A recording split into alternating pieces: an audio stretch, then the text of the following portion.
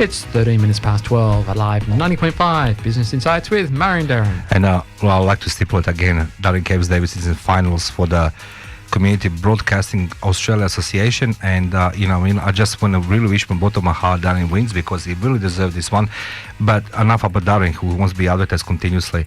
But also the station's in for 5 awards altogether. That's correct, but this instance I'm going to promote you. So the 5 the categories, I don't have in front of me, you know them, so that's why. But let's go introduce our guest. Firstly, I apologize, I misspelled the surname of our guest in studio. It's not Neha, it's a Neda. It sounds very exotic, but Fariha Neda. Welcome to the studio. Thank you so much, Mario. Thank you for having me. Can you, for our listeners, just say properly your name and surname, because it's Fariha Neda. Don't worry. There's so many versions of it. The pink card for her. I've stuck to this one for this year. You're telling us it means something nice. It means happiness. I think happy person. So I think maybe my mum got that one right. Really? Yeah, maybe. Okay. Most days. Just don't ask my family members. Okay, so you think she was happy when you were born? Must be. So who is Fariha? Fariha is Who is someone. Fariha? Okay, yes. I do apologize. Fariha? That's okay. I love when you say it anyway. I was born in Afghanistan, so I come from there. My family's from there. We were refugees to this beautiful country, and we got here in 1993, March of 1993. So it's been a while. Okay, I didn't know that fact, because we've been introduced with a station sponsor, Farizaki, and he's a great man, no question asked. Beautiful man. And when he mentioned your name, that he would love to be on the radio, I never asking. People around about guests. Can you just briefly tell us your journey from Afghanistan to Australia? Yeah, Probably sure. you didn't swim, so And you know what? I wasn't yet. That's right. I wasn't a boat refugee. I actually got here by plane. Okay. There's a misconception about boat. I think only 3% of them travel, but so I got here by plane. We got here with my family. We were sponsored by my uncle. I've lived here since. I've gone to uni. I've gone to school here. So I've been very blessed to be in this country and be educated and be a role model for my children. So I've got 3 children. I'm married happily, and I love what I do. And my family's here with me. I've got a brother and a sister. They've got their family. It's I've got beautiful friends, a lot of Afghans and a lot of other nationalities. Australia I call home. So when you came to Australia, and Sydney in particular, what really kind of jumped out at you of Australia that's different from Afghanistan? I was 12. I remember when I first got here and we were traveling from the airport to my uncle's house. It was just surreal being in a car, I think just driving in clean streets. I think we lived in Pakistan for 5 years before coming to Australia. So that's what I thought of home from then. But just having clean streets and driving somewhere that was not, where we were before, we felt a sense of, I think, freedom when you don't have that, you don't have to be on edge kind of feeling, a nice feeling, even though I was really young. I don't think I was exposed too much, but still. How would you summarise that freedom? You talk about freedom, that's a lovely word to share, but can you expound a little bit what that freedom means to you and what you still take to heart of being in Australia?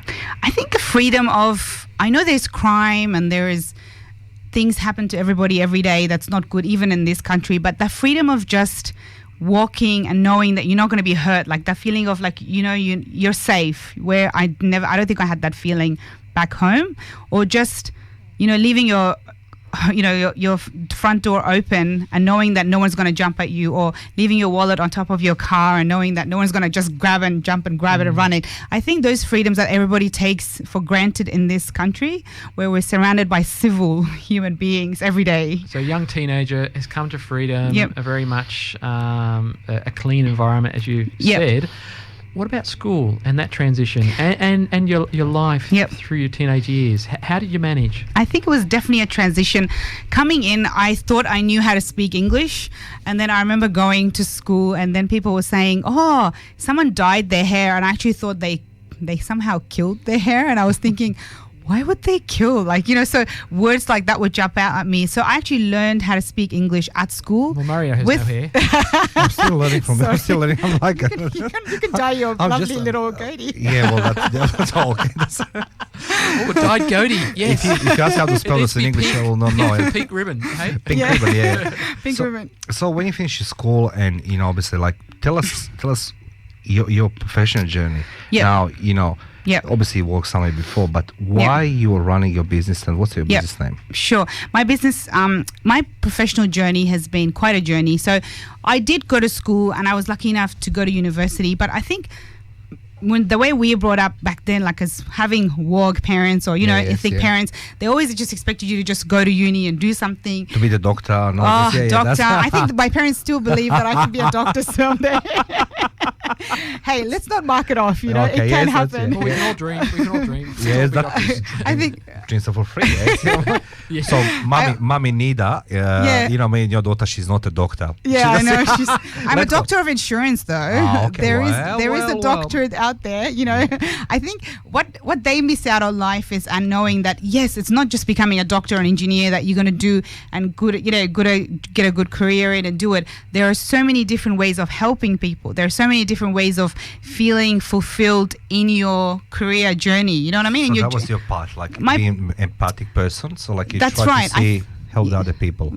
I love how you just saw that. I think I've always been that way, just being empathic, and I've done it with everything that I've done. So with whether it was, with our school, when I was at uni, and then when I went into actual working environment, I always saw myself being empathic with my clients, with my colleagues, with my managers. So I had that relationship as the basis. Human beings, they have we're evolving on every day, in their daily basis, but we're doing the two things with a passion. Yep.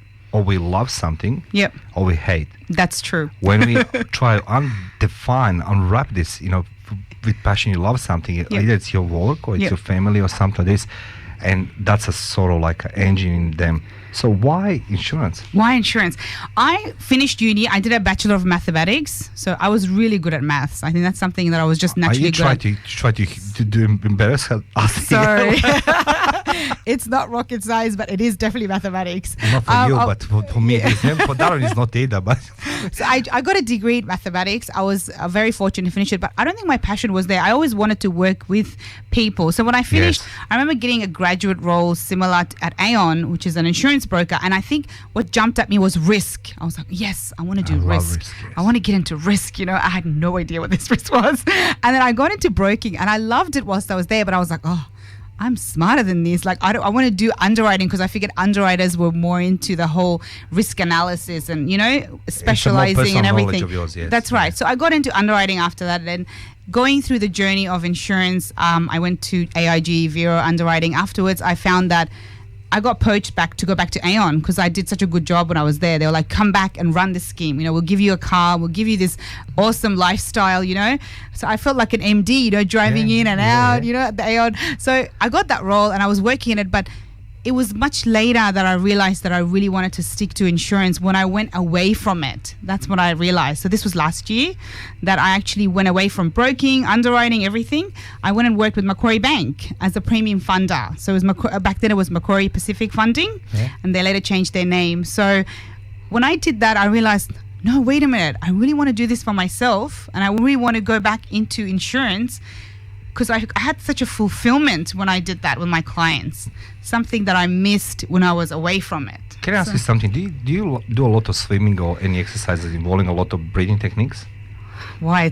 Because you said all this in one breath. But the thing is, like Dara, the Fariha, she mentioned then all the names of the clients I wanted to become my clients or the companies to become my clients. So like I have no doubt Fariha, she was there blocking me.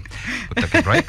We should take a break. Listening alive 90.5 Business Institute. Darren and Mario will take a short break. Mario and Darren wish to say thank you, Fariha Neda, for being our guest in the studio talking about risks. You're welcome. And I didn't talk to you, like I just told thank you for listening. Sorry.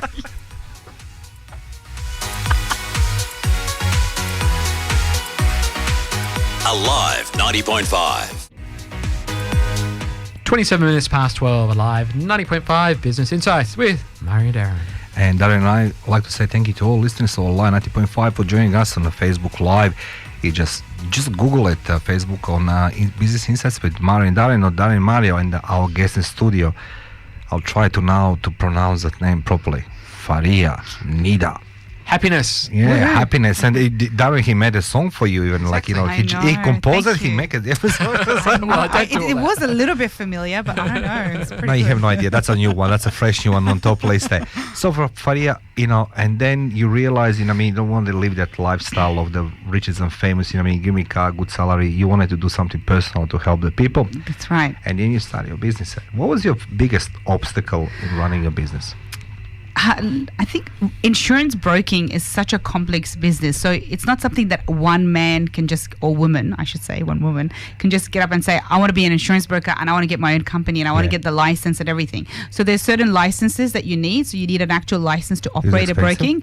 Well, I am actually an authorized representative of Insurance Advisor Net Australia, which is the big hub who we are authorized representative of. So we lose the main license of theirs, but we have our own businesses. So there's 250 of us. Sounds grand. So, yeah, it's pretty grand. So the insurers, when they're dealing with us, they're dealing with a powerhouse, not just me alone. Yeah. We are part of, it's like we're a big Aon or a big Gallagher's, they're the big corporates, but we're individuals working for a big organization, part of an organization, not employees, but authorized representatives.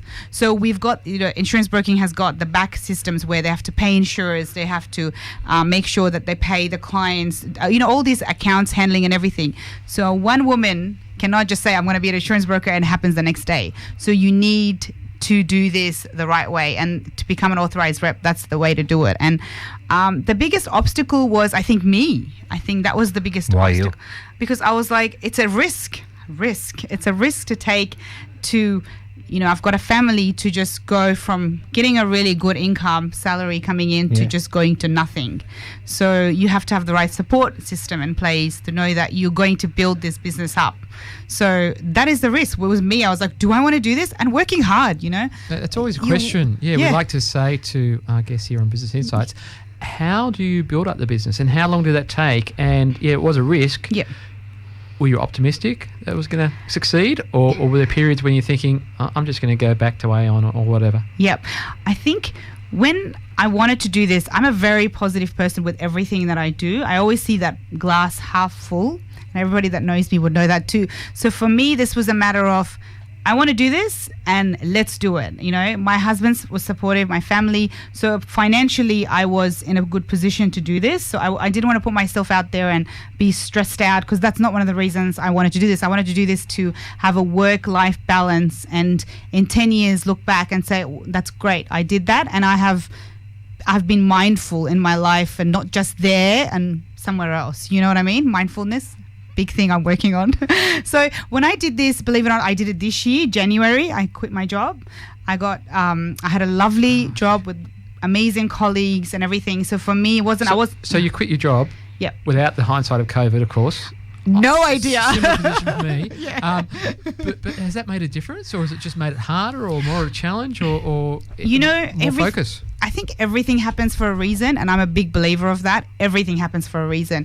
And if I hadn't done this this year and COVID had happened, I would never have go and do this, because I would always be afraid that something like COVID could happen, So for me to have done this and be here today, I've managed to get a lot of clients on board.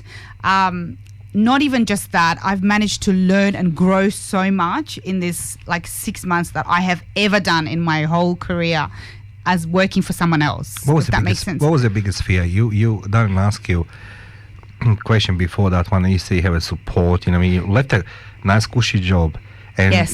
You will agree with me, and particularly Darren, who's very brave boy. He left the work after so many years, and he chose to do something what he loves with a passion. This is radio. So, what was your biggest fear? Would you wake up in the morning and say I'll not be successful? Or, I'm going to spend all my money, my family's going to starve? Yeah. And who was your biggest not supportive around you?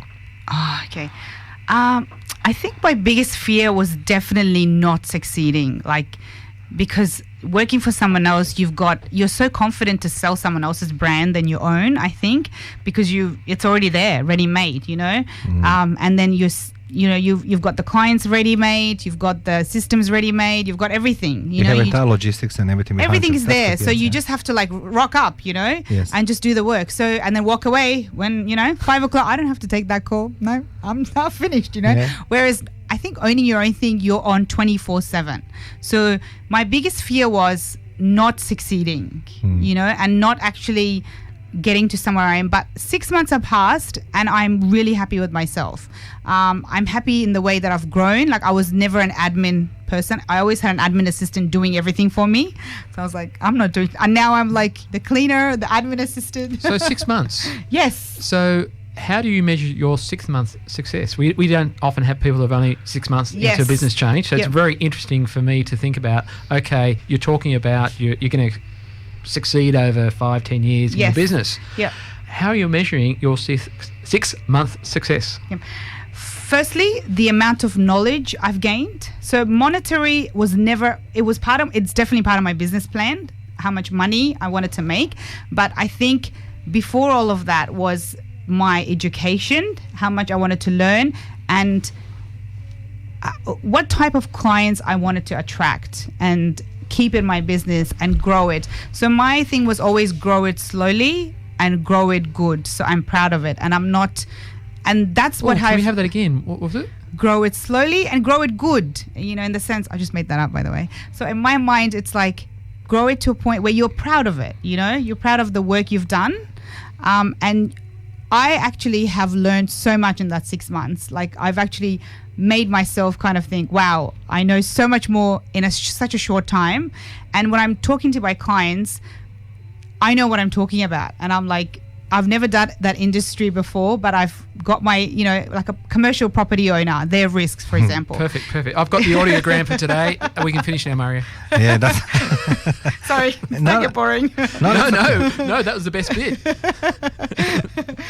So the question for you, I do have, it's, you run your own business, right? And you say something very honestly, because we pre-COVID, we met a lot of people around us, a lot of gurus who were shakers and bakers, whatever they call them in corporate world, and they were happily standing on a stage and sharing the wisdom of success. Well, you say something very nice packaging. You come to the work, you don't need to finish, you don't need to pick up the phone 5 o'clock because you will have your done job by 5 p.m. Yeah. Now suddenly you find yourself in a total different environment, uncertainty. Yep. And the risk is great, Also, like, there's a difference between working corporate world and there's a difference. People buy the business of somebody franchise because, again, you're working for some other brand. That's right. And now suddenly you're working for yourself. And as you say, like, you no shame to say, suddenly I'm the cleaner, admin, everything else. Yeah. Most of the corporations, people, who work, they love that environment. However, COVID changing this. Yes. And you stated very clearly what your fear was. Now, the question is, how did you put into submission that fear? What did you done? You say some mindfulness, this is new thing, Ikigai, mindfulness, and all these blah, space cadets, unicorns running. Yep. But how space did you... cadets. Yeah, it's just like the thing it is, I have a different background. It's not harsh like yourself or Darren, but the thing it is, I have the very, very simple, I have a happy life, But the thing it is, how did you overcome that obstacle of the fear? What have you done differently, waking up in the morning into uncertainty, and you overcome the fear not to be unsuccessful? How did you unwrap this thing and say, like, oh my gosh, I'm gonna bash you, of fear? Yep. I think we all have fears. Thank you, Neda. That was all for today. So, like, oh my gosh. I think every day we have fears to deal with, like whether it's personal or business or anything. For me, when it all happened, all of a sudden I wanted to leave the corporate world to be at home with my kids and be mindful, not just be jumping around from place to place. You're not at home with your kids and laughing. No, all of a sudden I am at home with them 24/7 and I am like parenting them, that was a prep for the... That was a prep for the COVID. Everyone's business changed overnight to a home business. For audiogram, I need from you very clearly. You stated you had fear of not being successful when you started your business. Yep. My question and our question is, how did you come unfearful. How did you overcome that obstacle, the fear? It took days of just finding myself again in that new environment that I was living, honestly. So it was more like, okay, I get up, I didn't know half the time what I was doing. So I was trying to juggle everything. I was trying to be everything every day. And there were days where it wasn't very good. So I think it just took a few slapping to myself. I've got a really good support system. So my husband is always there for me. Like with anything, he's like, you can do it. Like, you can do it. So for me, it was just a matter of finding that routine that worked for me. I love exercising. So I need to exercise to live throughout the day. So getting up in the morning, going for that jog, doing the exercise was that getting that anxiety, that fear out of my system to start that day fresh. So every day was a new day to kick that fear in the butt. And it's still there maybe, but it's working. Like it's non-existent. But, Thank you, Neda, for sharing this with us. That's all right. Let me take a short break. You're listening a lot 90.5 Business Insights with Darren and Mario. Mario and Darren will take a short break with our guest, Fariha Neda. So exotic. I can pronounce after 50 times on the wrong spelling and the wrong writing of name. Hopefully you're enjoying listening this interview with the expert in risks, Fariha Neda, and join us on a live 90.5 website.com.au later on afternoon.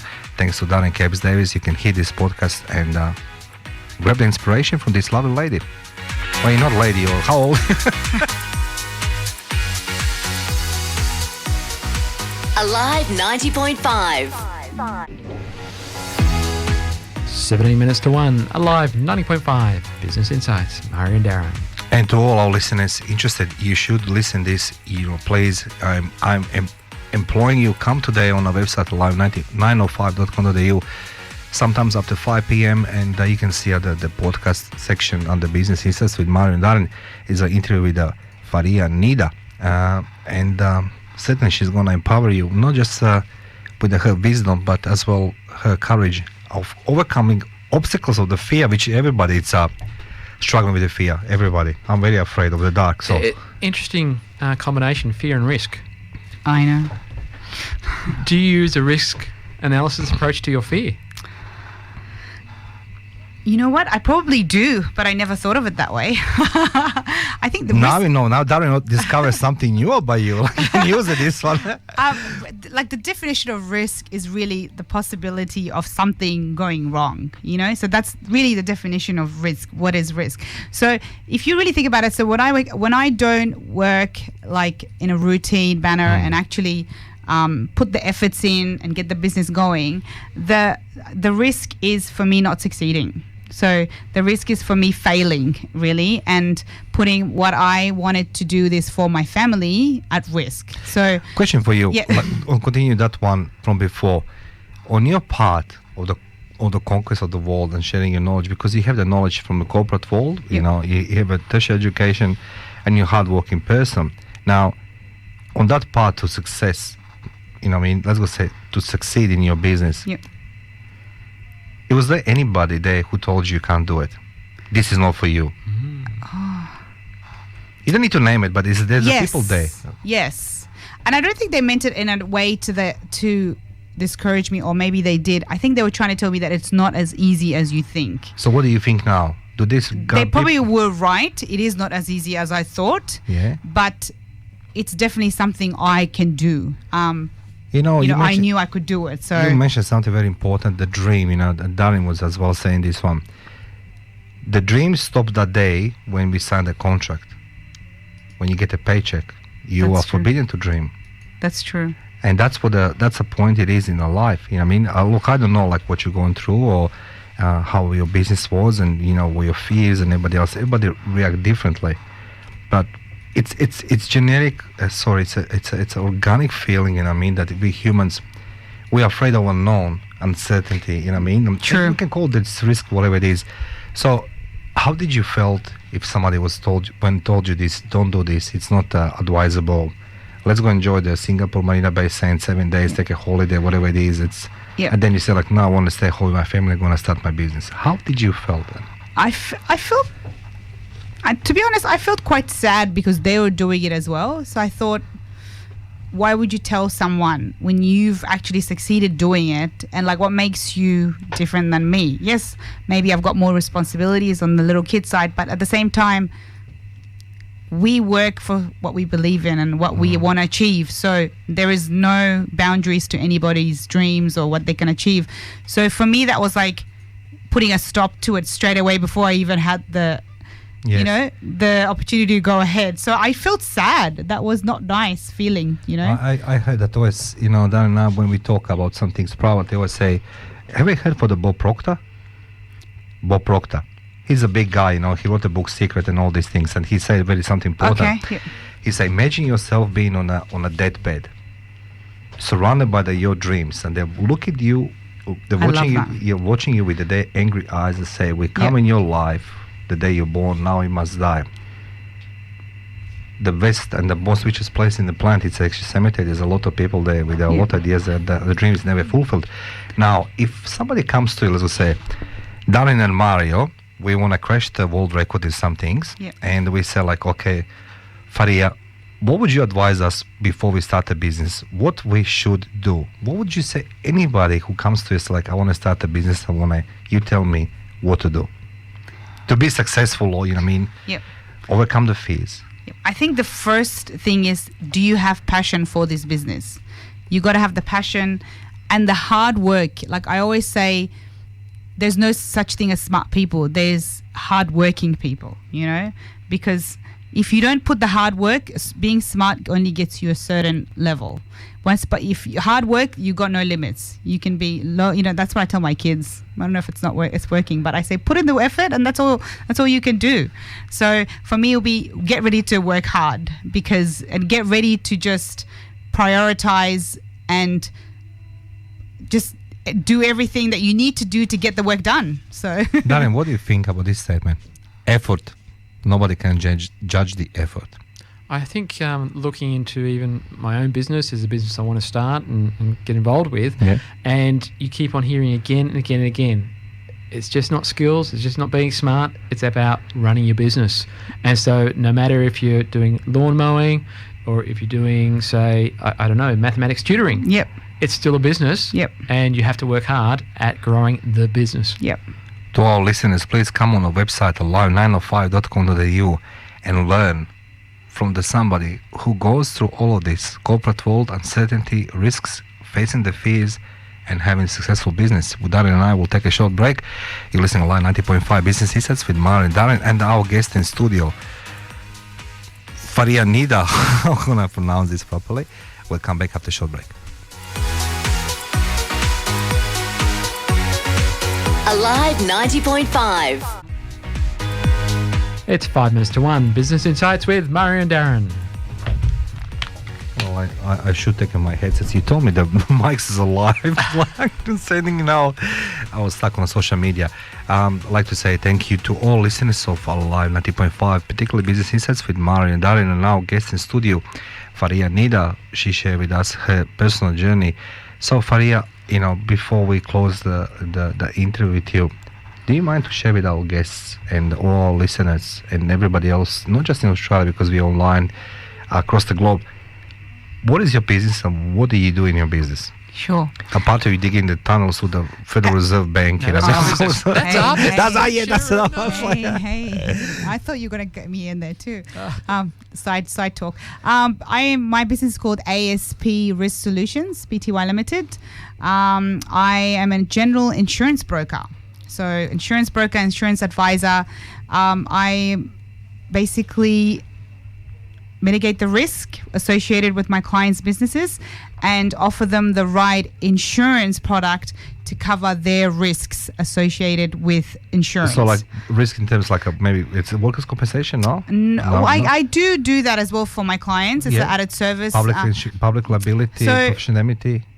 Public liability, professional indemnity, management liability, cyber insurance, business packs, anything you name it, construction works, policies, motor vehicles, commercial.